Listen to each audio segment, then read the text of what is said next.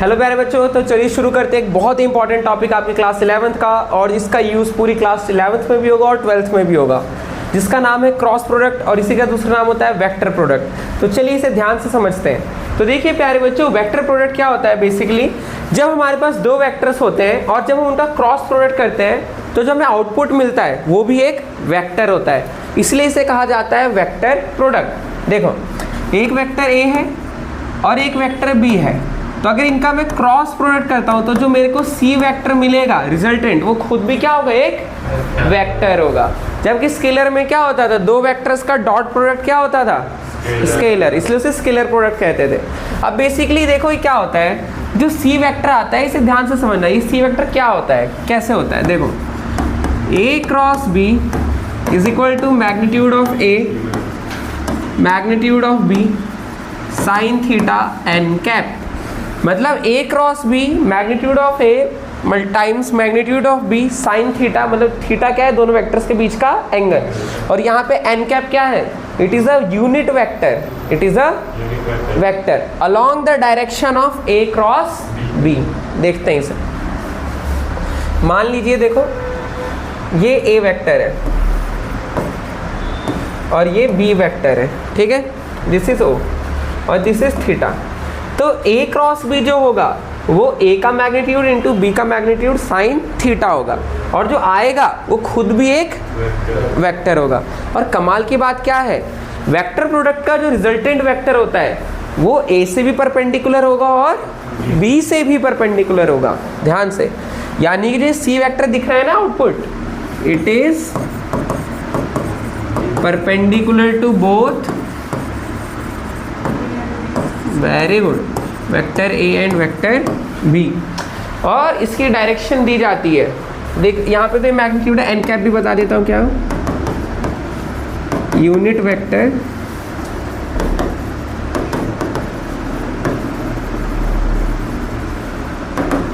Vector in the direction of A cross B. अब देखिए, तो ये तो मैग्नीट्यूड बेसिक फॉर्मूला तो हमें समझ आ गया भाई ए क्रॉस बी का। अब ये भी समझते हैं, देखिए it is perpendicular to both A and B. लिखिए, the direction of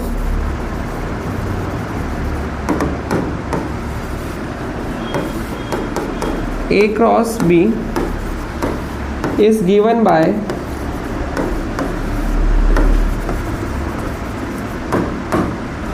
right hand screw rule. देखो, राइट हैंड स्क्रू रूल का मतलब बेसिकली क्या है, आप अपने राइट हैंड को लेंगे और ए क्रॉस बी करेंगे। तो अगर मैं ए से बी की तरफ जा रहा हूँ, जैसे यहाँ पे ए इधर है बी इधर है, तो ए क्रॉस बी, मेरा हाथ कर्ल हो रहा है ए से बी की तरफ, तो जिधर मेरा थंब जाएगा it will be the direction of resultant. मतलब जो सी वेक्टर हमने लिखा है वो सी की डायरेक्शन ऐसे होगी यहाँ पे, समझ रहे हो। तो क्यों, देखो तो ये जो है ये बी से भी 90 डिग्री है और ए से भी, समझे। उसी तरह इमेजिन करो, just for imagine in your 3D case, ये मेरे पे दो मार्कर है, ठीक है, इस तरीके से आप देख रहे हैं, गॉट इट। मान लो ये ए है और ये बी है, तो जब ए क्रॉस बी करेंगे तो जो रिजल्टेंट आएगा वो ऊपर होगा, क्या, क्योंकि ए क्रॉस बी इस तरफ जा रहा है। लेकिन वही अगर हम बी क्रॉस ए करें तो बी तो ये है, ए है, बी क्रॉस ए नीचे, यानी कि जो यहाँ पे ए क्रॉस बी और बी क्रॉस ए इक्वल नहीं है।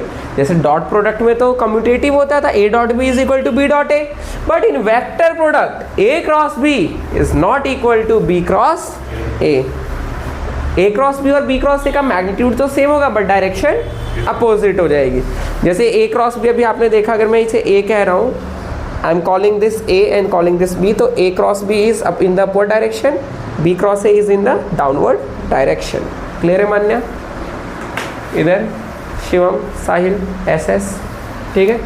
तो this is it, the direction of is given by the right hand screw rule.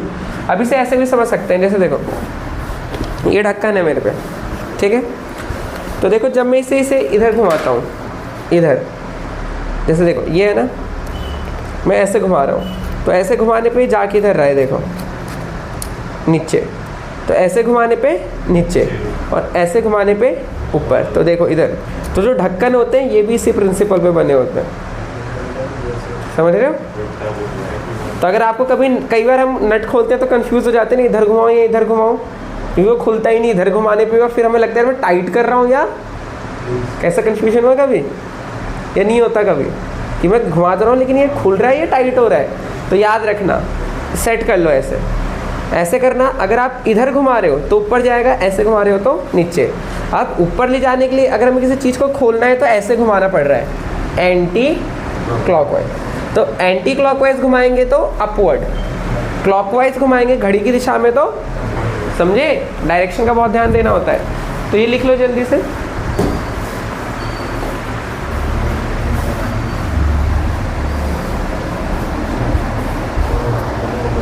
समझ आ गया मान्य? क्लियर है इधर? चलिए अब इसमें लिखिए सबसे पहले जल्दी से प्रॉपर्टीज।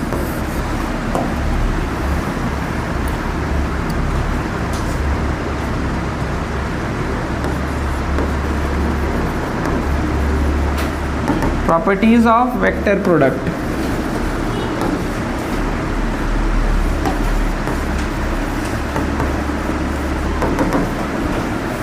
तो पहली प्रॉपर्टी तो यही है, इट इज एंटी कम्यूटेटिव।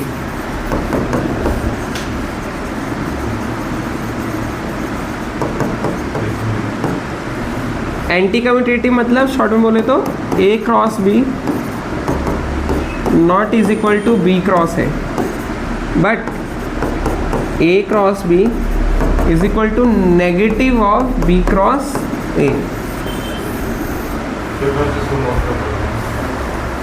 इस छोटा करना है,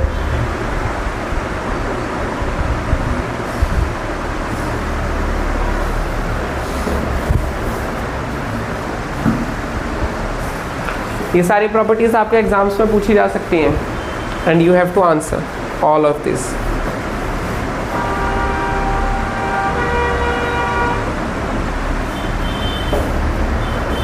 जय Shri Krishna.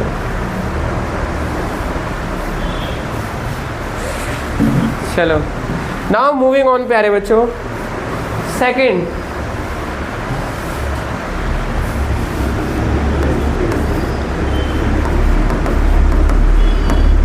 It is distributive.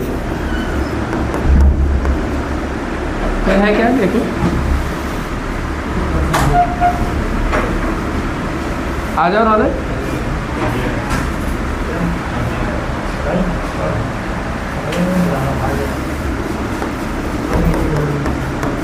It is distributive, it is distributive. अब देखो डिस्ट्रीब्यूटिव से क्या मतलब है हमारा, अगर कोई एक n है और उसको मैं a क्रॉस b से मल्टीप्लाई कर दूं तो मैं इसे लिख सकता हूँ na क्रॉस nb। मतलब एक scalar number n cross b से मल्टीप्लाई हो रहा है तो उसे हम simply n cross a into n cross b कह सकते हैं। चलो रौनक देखो जल्दी से, मैं तुम्हें क्विक रिकैप करा दूंगा, ठीक है? अब देखो next third,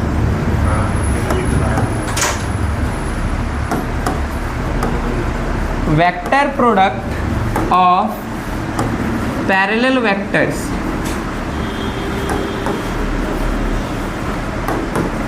is a null vector।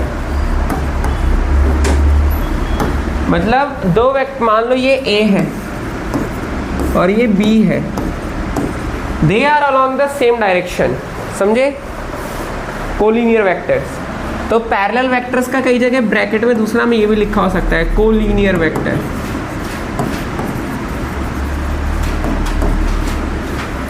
तो अगर हम यहाँ पे a क्रॉस b करें तो वो जीरो वेक्टर आएगा, दैट इज नल वेक्टर। कभी भी पैरेलल वेक्टर्स का क्रॉस प्रोडक्ट जीरो होगा। रीजन पता है क्यों? क्योंकि इन दोनों के बीच का एंगल कितना है? जीरो, पैरेलल है ये। अभी मैं पैरेलल की बात कर रहा हूँ, 180 वाला एंटी पैरेलल हो गया, वो भी जीरो ही आएगा, बट अभी we are talking about parallel. तो ए और बी सेम दिशा में है, क्यों? अभी आपको सिखाया था ए क्रॉस बी का एक्चुअल फॉर्मूला होगा magnitude of A, magnitude of B, sin theta n cap. And here theta will be 0 because दो पैरेलल वेक्टर्स, दो पैरेलल लाइंस के बीच का एंगल होता है 0 क्योंकि दोनों सेम दिशा में। So theta is equal to 0 degree. So ये पूरा 0 हो जाता है। उसी तरीके से फोर्थ,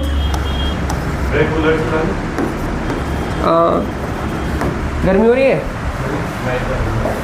हाँ नहीं वो शोर ज़्यादा आएगा ना, रिकॉर्ड कर रहे हैं इसे, ठीक है। देखो इधर फोर्थ हमारे पास क्या है, वेक्टर, अपने करो vector product of parallel vectors. Now we are gonna do fourth one,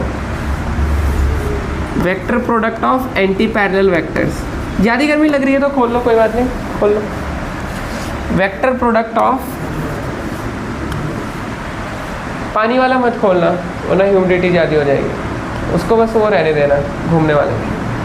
चलो, vector product of anti parallel vectors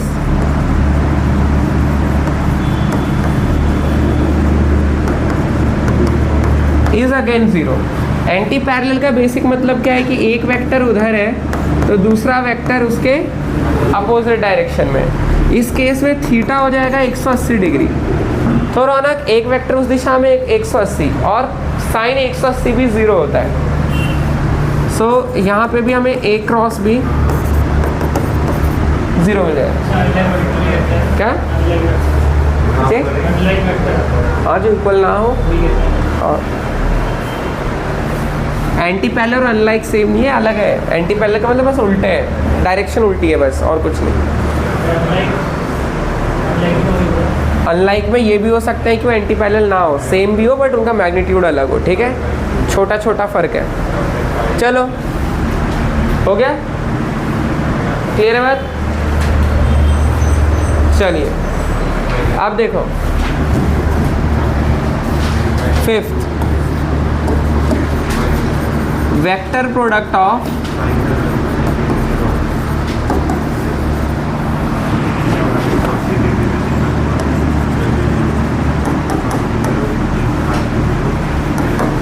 अब देखो, अब हम वेक्टर प्रोडक्ट करेंगे यूनिट वेक्टर्स का, जब मैं डायरेक्शंस देते थे आई जे के। तो देखो आई क्रॉस आई क्या होगा,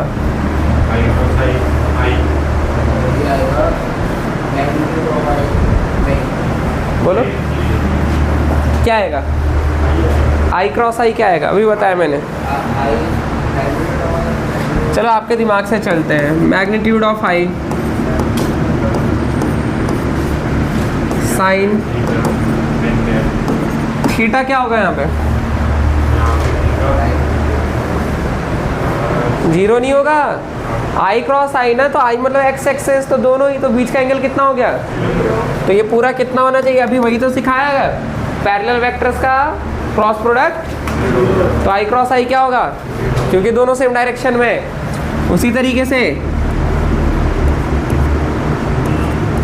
जे क्रॉस जे क्या होगा भाई, again 0 null vector. K cross K, समझ आया। अब उल्टा करते हैं इसका, देखो now we are gonna talk about I cross J. इसका क्या होगा बताओ, कैसे,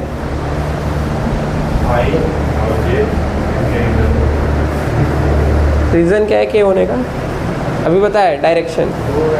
देखो आई क्रॉस जे का क्या मतलब है, देखो इस डायरेक्शन में आई कैप है एक्स एक्सेस में, वाई डायरेक्शन में जे कैप है हमारे पास।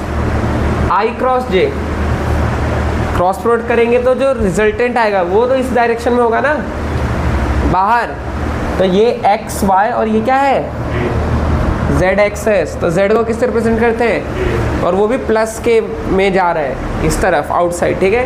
तो आई क्रॉस जे करने पे क्या आया, के। अब समझ आया।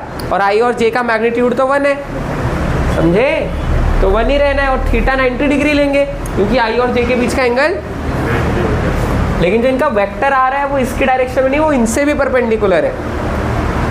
आई cross J is equal to K cap.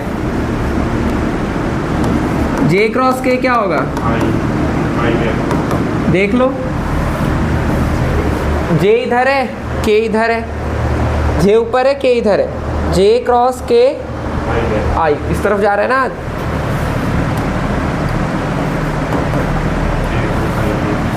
Now comes के क्रॉस आई,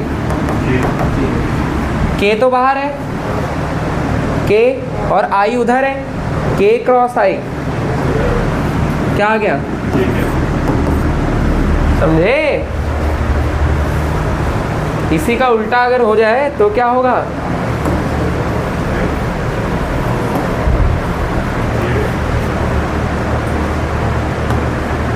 अगर जे क्रॉस आई जाए तो क्या होगा? माइनस, अभी सिखाया था कि आई क्रॉस जे होता है वो negative of J cross I के इक्वल होगा। अभी यही सीखा हमने, A cross B is equal to negative of B cross. और ऐसे भी कर चेक कर सकते हो, जे किधर है? ऊपर। आई किधर है? सामने। तो ऐसे करने पे हाथ किधर जा रहा है? थंब बोर्ड के अंदर।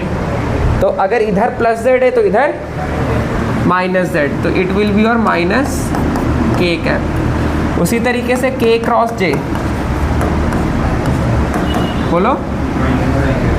वेरी गुड, आप करके भी देख सकते हैं।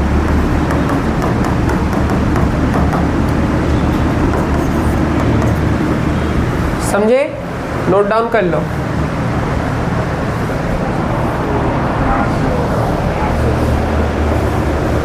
और इसका सिंपल से एक सर्कल बनता है, यहाँ देखो, आई जे के। तो आई क्रॉस जे करते हैं तो के मिलता है, जे क्रॉस के करते हैं तो आई, के क्रॉस आई करने पे जे। तो साइक्लिक चलते हो तो पॉजिटिव मिलता है। अब देखो,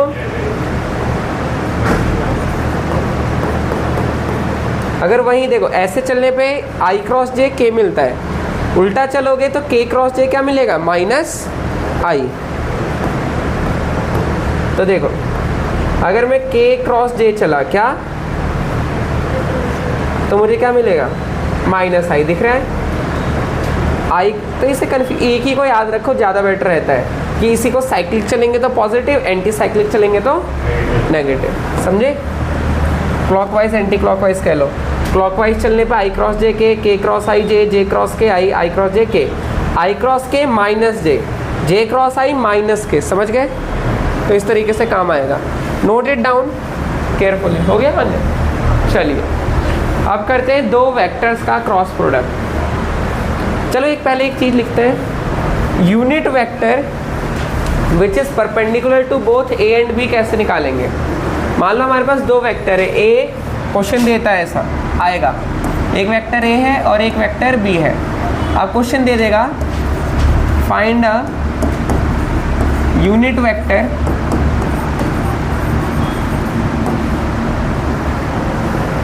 find a unit vector in the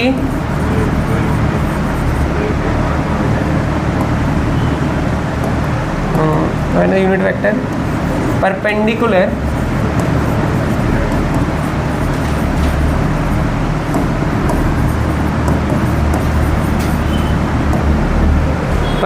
to both A and B। तो किसके इक्वल होगा? देखो भाई, जो मुझे n वेक्टर मिलेगा यूनिट वेक्टर जो इन दोनों के से परपेंडिकुलर हो, वो इक्वल होगा आपका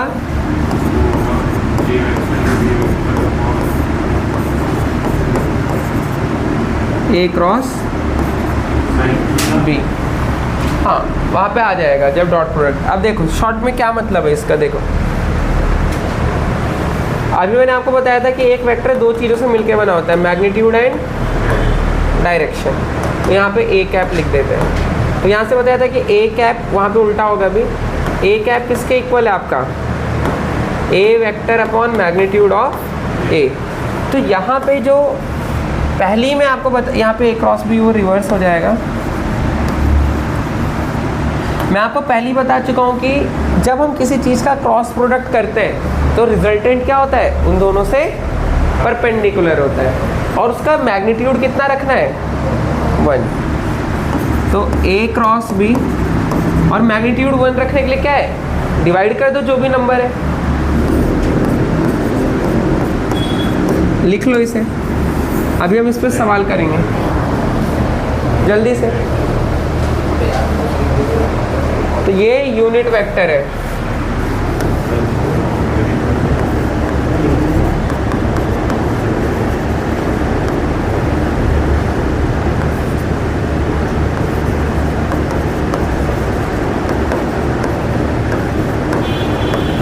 तो इस फार्मूले से फाइंड आउट करेंगे। अब लास्ट टॉपिक है एक क्रॉस बी कैसे निकालते हैं, फिर हम इस पे आज सवाल ही सवाल करेंगे, क्वेश्चंस ही क्वेश्चंस। ठीक है मान्य यस।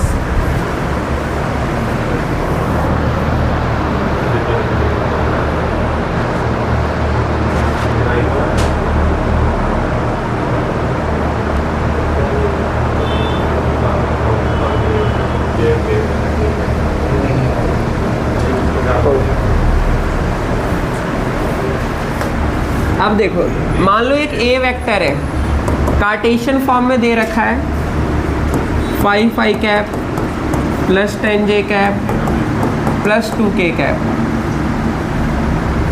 एक बी वेक्टर है 6 i cap plus 2 j cap plus 5 k cap, और मेरे को बोल दिया ए क्रॉस बी फाइंड करो। क्या? फाइंड। अब मुझे एंगल उंगल तो नहीं दे रखा कि ये 5 न्यूटन है 10 न्यूटन है, सीधे तो नहीं दे रखा, मुझे तो कार्टेशियन मतलब कोऑर्डिनेट के फॉर्म में दे रखा है। तो अब हम यहाँ पे यूज़ करेंगे नया मेथड। कैसे निकालते हैं ए क्रॉस बी वो सीखो। हम एक मैट्रिसेस डिटरमिनेंट बनाते हैं, शॉर्ट में बोले तो। सबसे पहले लिखते हैं आई जे के। अब पहले वाला ये लिख लो, जैसे देखो ए क्रॉस बी कर रहे हैं तो पहले ए वाली टर्म लिखो। कोफिशिएंट आई का 5 है, जे का 10 है, के का 2 है।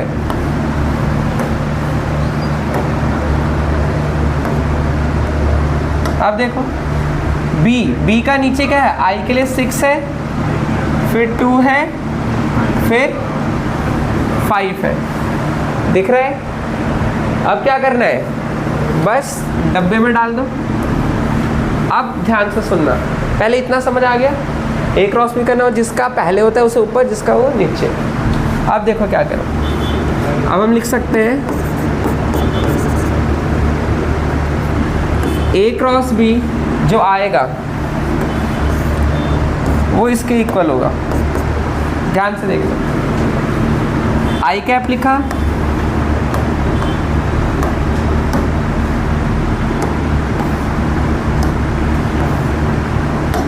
चलो आई कैप, ब्रैकेट लगा दो, गोली लगा लो। अब क्या करना है आपको, ध्यान है आई वाला कॉलम और आई वाली रो फॉरगेट इट। बचा क्या, ये 4 एलिमेंट बचे, 10 × 5 कर दो, -2 × 2। समझे? आई वाला नीचे का कॉलम भूल जाओ, ये वाला भूल जाओ, ये 4 नंबर है, क्रॉस मल्टीप्लाई 10 5 -2 × 2, सिंपल। फिर खुद से माइनस लगाना है जे कैप। ये स्टेप का ध्यान रखना है कि सेकंड टाइम में -j रखना है, यहाँ पे +i सेकंड -j। अब फिर इसके अंदर वही काम करना। अब जे वाले कॉलम को भूल जाओ और इस रो को भूल जाओ। बचा क्या, 5 5 6 2, तो 5 5 जा 20, -6 2 जा 12। फिर लास्ट में लिख दो प्लस k कैप। अब k वाली रो को भूल जा, कॉलम को भूल जाओ, और ऊपर वाली रो तो बचे क्या, ये 4 एलिमेंट, 5 2 जा 10, -6 × 10।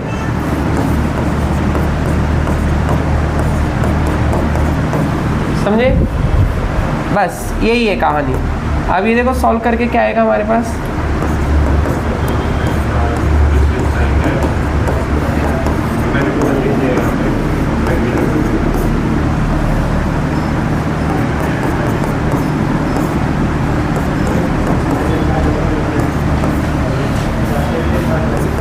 -46 i कैप -13 j कैप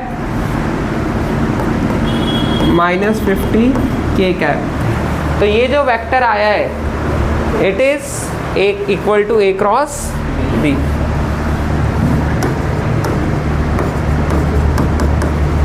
बताया था ना ए क्रॉस बी जो हम सी लिख रहे थे वो ये सी है, समझ रहे हो, ये भी एक खुद वेक्टर है। और कमाल की बात क्या है कि जो ये वेक्टर है ये ए से भी परपेंडिकुलर होगा और बी से भी,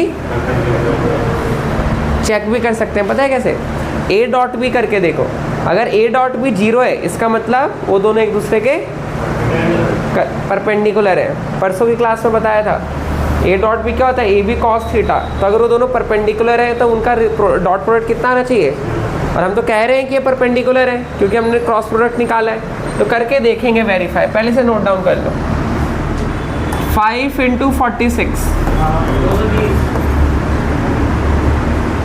फिर 10 × -13,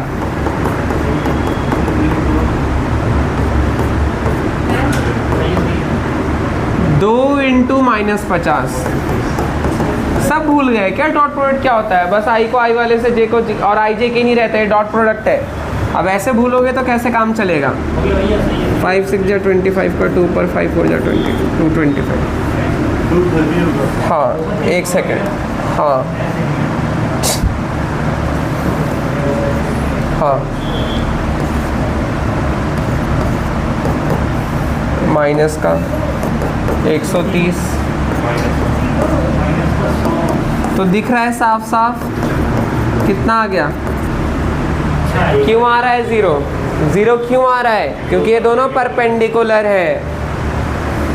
ए डॉट सी कर लिया, बी डॉट सी करो जरा, करो।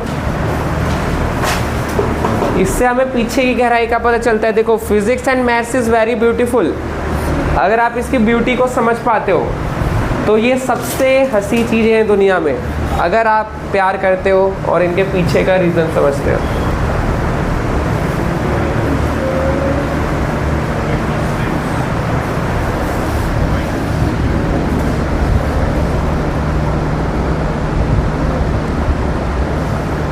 फिर अब हम क्वेश्चंस करेंगे।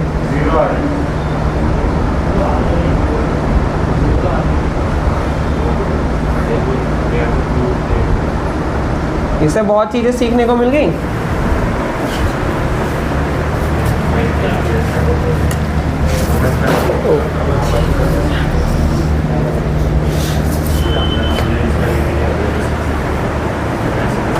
इस टेबल को थोड़ा सा इधर चिपका लो बिल्कुल आप। हाँ वेरी गुड। क्या इम्प्लाई कर रहे हो? ए एंड सी क्या है? परपेंडिकुलर है, तभी तो cos थीटा, तभी तो डॉट प्रोडक्ट 0। चलिए हाँ इसको क्या बोलते हैं जो ऐसे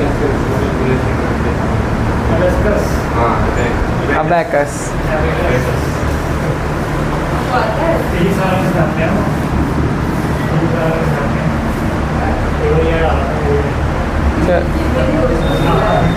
सीखा चलो तुम्हारे दोस्त ने बहुत कैलकुलेशन करी और लास्ट पे गलत आंसर दे।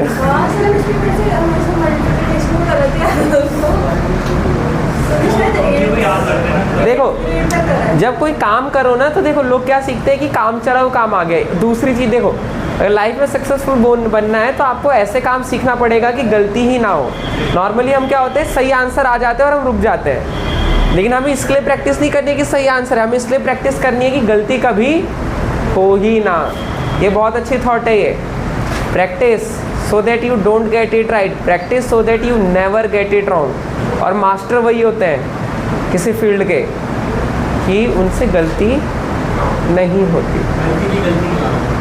समझ रहे हो? This is true. मतलब उसके लिए दिन रात जैसे, समझ रहे हो? मान लो एक एग्जांपल लेता हूँ लोहार का। उसने थोड़ा ठोका, एक अच्छा इंस्ट्रूमेंट आ गया, एक बार अच्छा बन गया, लेकिन उसे सही तरीका नहीं पता, कभी कभी सही बनता है कभी कभी गलत, और उसे लगता है चलो बन तो रही है ना। लेकिन मास्टर वो होता है जिसे पता हो हर चीज़ की किधर से क्या ठोकते हैं कि सही है, ताकि उसका हर बार सही प्रोडक्ट बने। समझ रहे हो? तो वो कहलाता है मास्टरी। Got it? चलिए, ये नहीं कि आपने दीवार बनाई, कभी सीधी बन गई कभी टेढ़ी हो गई, कभी सीधी कभी, और तुम्हें लग रहा है कि मेरे से तो सीधी बन रही है। मास्टर वो है जिससे कभी टेढ़ी बने ही ना। समझे? चलिए एक क्वेश्चन लिखिए, बड़ा इजी सा देता हूँ। पहले तो एक ए वेक्टर है,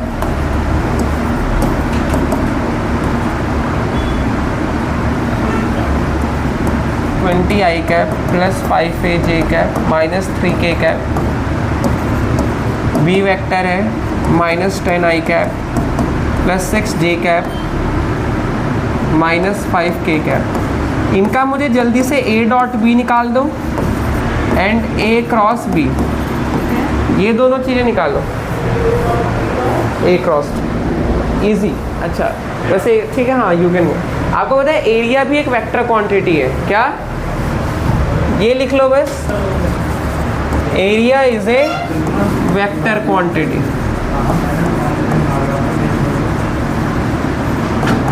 मान लो एक पैरेललोग्राम है, ए वेक्टर और दूसरी जो साइड है वो बी वेक्टर, तो इसी से पैरेललोग्राम बन सकता है। तो एरिया ऑफ पैरेललोग्राम क्या होगा? ए क्रॉस बी के मैग्नीट्यूड के इक्वल होगा। बड़ी कमाल की चीज़ है। मतलब अगर हमें एक पैरेललोग्राम की एडजेसेंट साइड दी हो वेक्टर फॉर्म में और हमसे पूछा हो कि उस पैरेललोग्राम का एरिया कितना होगा, तो ए क्रॉस बी होगा। समझे? Got my point?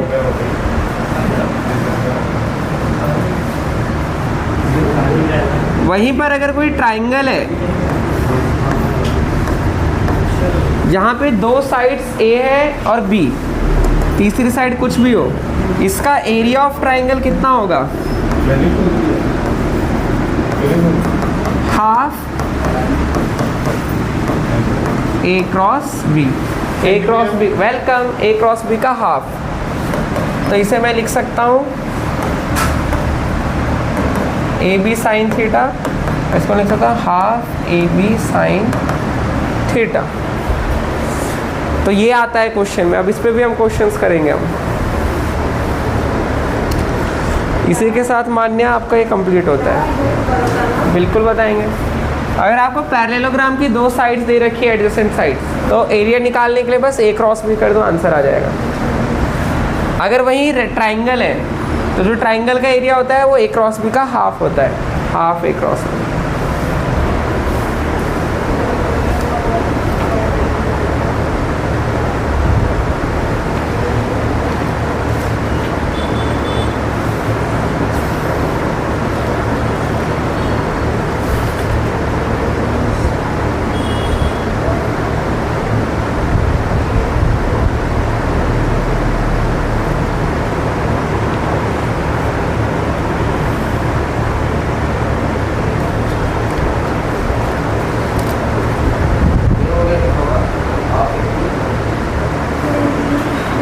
Sine theta,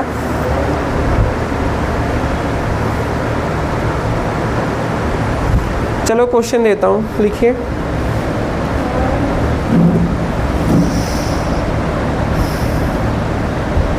calculate the area of parallelogram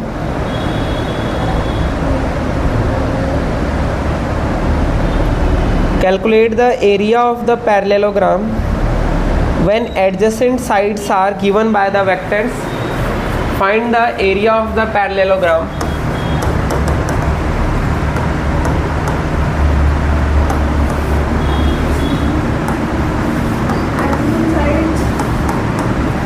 And the area of the parallelogram with adjacent sides given by vectors.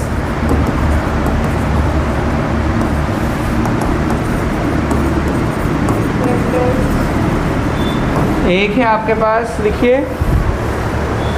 A vector equal to I plus 2j plus 3k, 3k।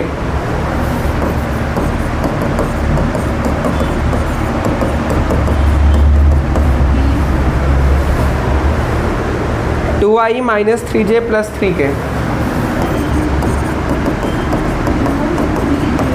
हाँ 3k। चलिए अब आप समझ ही गए होंगे area निकालने के लिए क्या करना पड़ेगा। अभी बताया था area of parallelogram is equal to A cross B, cross product कर देना है और फिर उसका मैग्नीट्यूड निकाल लेना। मैग्नीट्यूड कैसे निकालते हैं भूल गए? अंडर रूट के अंदर स्क्वायर कर देते हैं ना। पहले ए क्रॉस बी निकालिए, first find A cross B then its magnitude.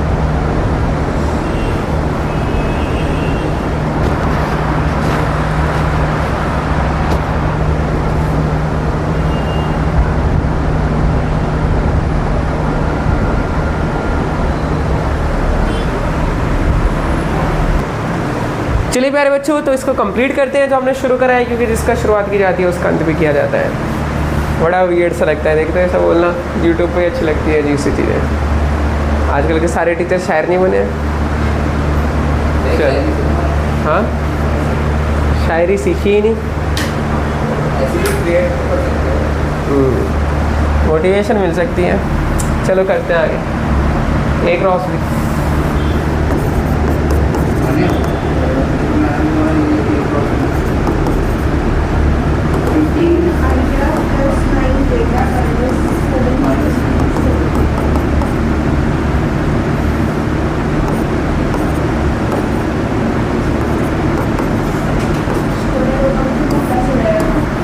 फिर इसका डिटर्मिनेंट, इसे डिटर्मिनेंट कहते हैं, मेथड कहते हैं, ठीक है, मानने याद रखना क्या, this is called determinant method, मतलब इसको ही डिटर्मिनेंट कहा जाता है। अब आई के साथ क्या है भाई, 2 × 3 माइनस 3 × 3, माइनस जे के साथ क्या है हमारे पास 1 × 3, बाद में तो माइंड में ही कर लोगे, मैं आपको एक बार कराने के लिए ऐसे कर रहा हूँ, प्लस के कैप -3 -4 6 3 3 जा 9 प्लस हो गया +9 6 15 क्या आई कैप 1 2 3 जा 6 3 3 -6 माइनस प्लस जे प्लस 3 जे कैप माइनस, यही आ रहा है,